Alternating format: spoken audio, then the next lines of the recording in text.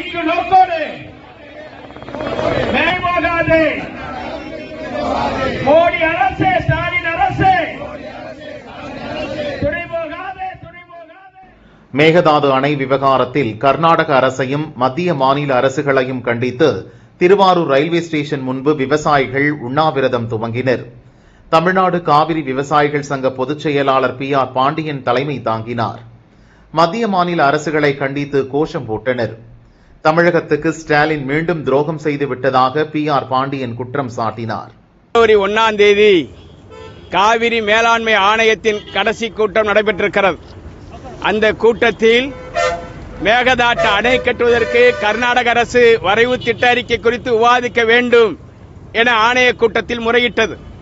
அதனை தமிழ்நாடு அரசுடைய பிரதிநிதி சந்தீப் சக்சேனா அனுமதி மறுத்து கருத்தை பதிவிட்டிருக்கிறார்.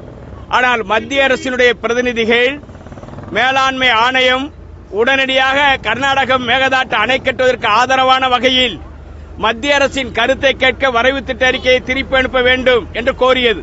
அதை தமிழ்நாடு அரசு தடுக்க தவறியதால் மேகதாட்டு அணை கட்டுமான பணிக்கு அனுமதி கோருகிற வகையில் காவிரி மேலாண்மை ஆணையம் மத்திய அரசின் நீர்வள ஆணையத்திற்கு வரைவு திட்ட அறிக்கையை அனுப்பி வைத்திருப்பதை கண்டித்தும் இது சட்டவிரோதம் என அறிவித்து உடனடியாக நீதிமன்றத்திற்கு செல்வதற்கான வகையில் தமிழ்நாடு அமைச்சரவையில் அவசர சட்டத்தை நிறைவேற்றி நிராகரிக்க வலியுறுத்த வேண்டும்.